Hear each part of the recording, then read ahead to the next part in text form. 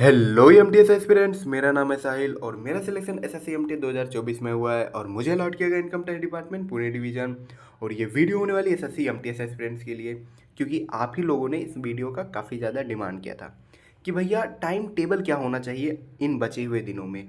मतलब हमारा किस तरह से टाइम टेबल होना चाहिए, हम किस टाइम पे कौन सा सब्जेक्ट पढ़ें ताकि हमारे लिए इफ़ेक्टिव हो। तो मैं आपको बताऊंगा कि आप किस टाइम पे कौन सा सब्जेक्ट पढ़ सकते हो। बेसिकली मैं आपको बताऊंगा कि मैंने लास्ट एक मंथ में क्या किया, लास्ट एक मंथ में मेरा कैसा टाइम टेबल था और मैं किस टाइम पे कौन से सब्जेक्ट पढ़ता था।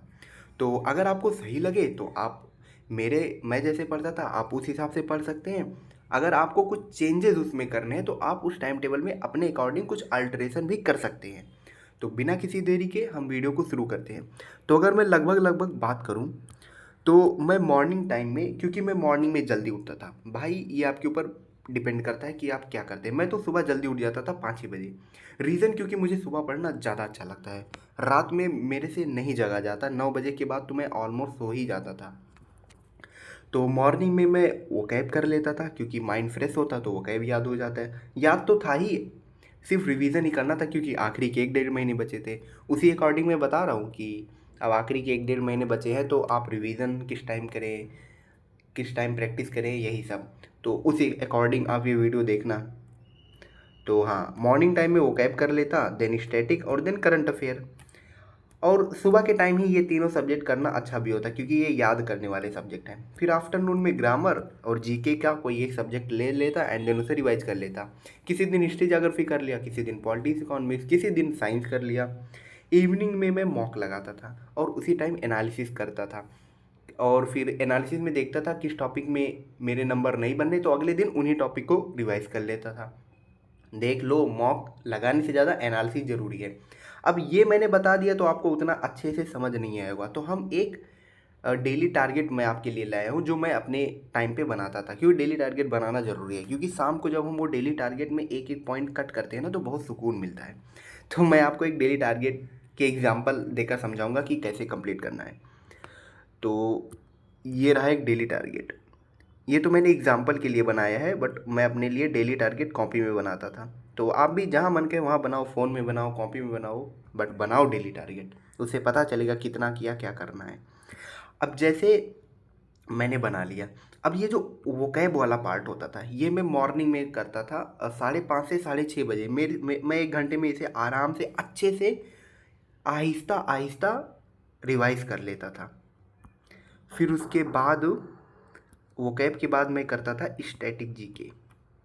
अब जैसे मुझे टेम्पल्स ऑफ इंडिया रिवाइज करने हैं तो मुझे कितना ही टाइम लगेगा, ज़्यादा से ज़्यादा 40 मिनट या 30 मिनट, इससे ज़्यादा नहीं। फिर करंट अफेयर में मई और जून 2024, मेरे टाइम पे तो 2024 नहीं 2023, क्योंकि मैं 2024 में खुद पेपर दिया हूँ तो मतलब 2024 ही मान लो। तो मई एंड जून 2024 के जो वन लाइनर हैं ये मैं रिवाइज करता था। अब ये रिवाइज करने में कितना ही टाइम लग जाएगा, 20 मिनट या 30 मिनट। तो मेरा टोटल मॉर्निंग में कितना स्टडी हो जाता था, ऑलमोस्ट 2 घंटे का। यानी 6 बजे अगर मैंने शुरू किया, 8 बजे ख़त्म। फिर उसके बाद थोड़ा सा मैं ब्रेक लेता था। देन उसके बाद हाँ, इधर आते हैं। फिर उसके बाद अब मेरा दिन का सुबह का काम हो गया। अब मैं आ जाता हूँ दोपहर में, मतलब वही 10 बजे तक, 10, 8, 9, 10 बजे तक मैं ग्रामर करता था। ग्रामर में रूल कर लेते थे थोड़ा, क्योंकि देखो उस टाइम पे वॉइस नहीं आता था एमटीएस में, मतलब सबको पता था वॉइस नहीं आएगा।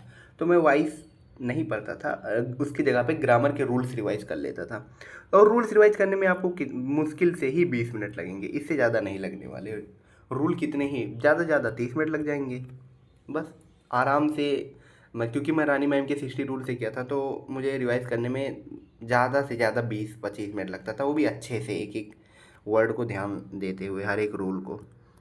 फिर उसके बाद अब इसमें ज़्यादा मेरा टाइम लग जाता था। दिखाता हूँ किधर। हाँ, एक बात और, वो तो मैं भूल ही गया, इधर मैंने ऐड नहीं किया।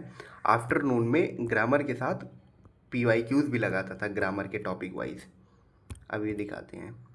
ये देखिए, जैसे ये किरण का है ना, तो किसी दिन मैं एरर के 30 क्वेश्चन या 40 क्वेश्चन, ज़्यादा मन कर गया तो सेंटेंस इंप्रूवमेंट के 30 से 40 क्वेश्चन करके फिर उन क्वेश्चन में जो नहीं बनते था उनको मैं देखता था क्या मेरे से कमी रह गई। ये ज़रूरी है, ये आप भी करो। क्वेश्चन ना बने तो उसको ऐसे अवॉइड करके आगे मत बढ़ जाओ, क्योंकि जो आपसे नहीं बना वही क्वेश्चन है जो आपको कुछ सिखा के जाएगा। जो बन गया वो तो आता ही है, जो नहीं बना वो कुछ सिखा रहा है, उसको ज़रूर सीखना भाई। ऐसा छोड़ मत देना, अरे नहीं बना तो हटाओ आगे बढ़ते, ना ना ना, ऐसा मत करना। तो एरर के कर लेते थे क्वेश्चन एंड सेंटेंस इंप्रूवमेंट। इसमें मुझे टाइम लगता था 1 घंटा, 1 घंटे से ज़्यादा भी हो जाता, क्योंकि मैं अच्छे से बैठ के एक एक चीज़ देखता था क्या कमी रह गई। देखो ये एनालिसिस बहुत ज़रूरी है, हम बहुत इसको अंडररेटेड है, हम ध्यान ही नहीं देते, बट बहुत ज़रूरी है। फिर उसके बाद अब और टाइम लगता है। अब ये ग्रामर और ये करने में ही मुझे ऑलमोस्ट 1.5 आवर लग जाते थे, यानी अगर मैं 9 बजे शुरू किया तो मुझे 10:30 बज जाते या 11 बज जाते। फिर उसके बाद थोड़ा सा ऐसा ब्रेक लेके 10-15-20 मिनट का मैं आता था जीके पे, जो कि बहुत टाइम कंज्यूमिंग होता था। रीज़न, क्योंकि अच्छे से आपको रिवाइज करना है। फिजिक्स पॉलिटिक्स रिवाइज करता था, देन उसके बाद जैसे मान लो किसी दिन पॉलिटिक्स रिवाइज कर लिया, उसके साथ फिजिक्स मैंने रिवाइज कर लिया, या किसी दिन हिस्ट्री जाग्राफी रिवाइज कर लिया, किसी दिन इकोनॉमिक्स और बायो कर लिया, किसी दिन केमिस्ट्री इकोनॉमिक्स कर लिया। ऐसे ही 2 सब्जेक्ट में एक दिन में रिवाइज करता था थोड़ा थोड़ा। अब रिवीजन तो कर लिया, अब रिवीजन के बाद उस टॉपिक को अच्छे से समझ लेना, अच्छे से पढ़ लेना, क्योंकि रिवीजन बहुत ज़्यादा ज़रूरी है। एग्ज़ाम में आपको रिवीजन ही बहुत हेल्प करेगा। तो अच्छे से उसे रिवाइज कर लेता। देन उसके बाद थोड़ा सा ऐसे गूगल पे जाके कोई सा भी रैंडम से उसी टॉपिक के क्विज़ लगा लेता जो एग्ज़ाम में आए हैं। आप गूगल पे जाके सर्च करो उस टॉपिक का, आपको कुछ ना कुछ 10-15-20-25 क्वेश्चन मिल जाएंगे, बस लगा लो। आपको आपका रिवीजन भी हो जाएगा, थोड़ी प्रैक्टिस भी हो जाएगी। ऐसे करते करते 1-2 बज जाते थे आराम से, क्योंकि ये टाइम कंज्यूमिंग होता है जीके जीएस, मुझे पता है और आपको भी लगेगा। 2 बजे तक काम ख़त्म। अब उसके बाद थोड़ा सा अच्छा खासा ब्रेक लेना है, क्योंकि अब हमें आना है मॉक पे। मॉक के लिए मेंटली खुद को प्रिपेयर करना है अच्छा खासा टाइम देके। तो 4 बजे तक से मैं मॉक शुरू करता था। अब एग्ज़ाम क्योंकि अब एक ही 1.5 महीना बचा है, तो मैं डेली 2 मॉक लगाता था हर सब्जेक्ट के सेक्शनल।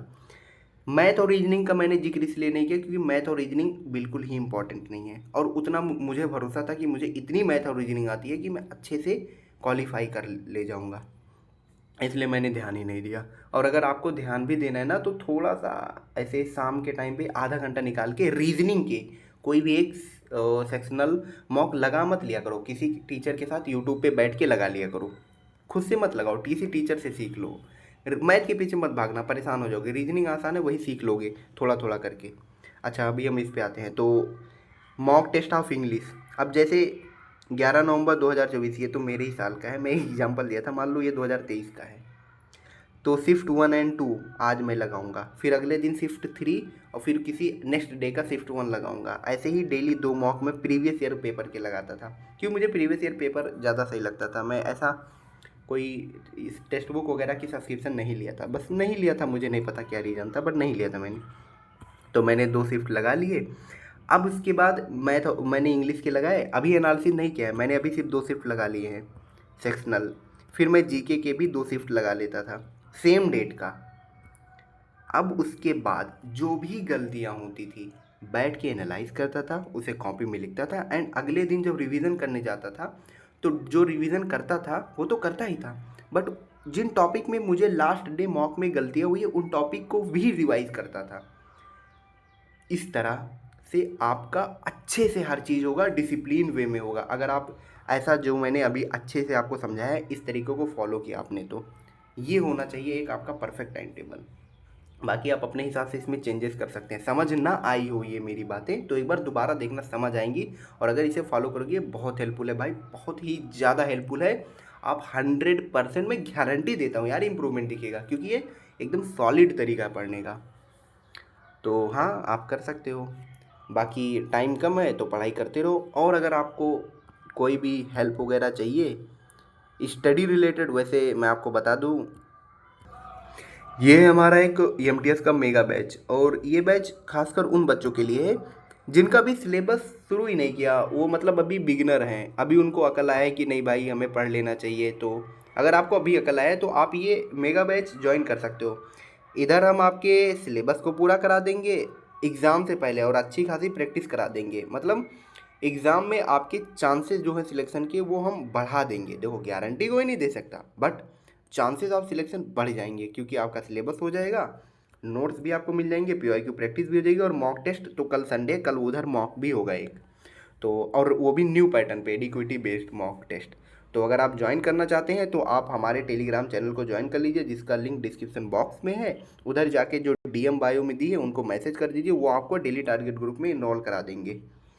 तो अगर आप सीरियस हैं और अभी आपको अकल आया कि नहीं पढ़ना चाहिए, तो आप डेली टारगेट ग्रुप ज्वाइन कर सकते हैं और अपनी प्रिपरेशन को और स्ट्रॉन्ग कर सकते हैं। रिपीटर है, मतलब रिपीटर मतलब अगर आपका सिलेबस हो गया सिर्फ प्रैक्टिस करें तो भी आप ज्वाइन कर सकते हैं, क्योंकि उधर जो जिनका सिलेबस हो गया है उनके लिए कैसे उनको पढ़ना है, जो मैंने अभी डेली टारगेट दिखाया, ये उसी डेली टारगेट ग्रुप का वो है डेली टारगेट। तो आप ज्वाइन कर सकते हैं अगर आपको डेली टारगेट पसंद आ रहा हो तो। और वीडियो पसंद आए तो वीडियो को लाइक शेयर और चैनल को सब्सक्राइब करें। This is your Sahil signing off.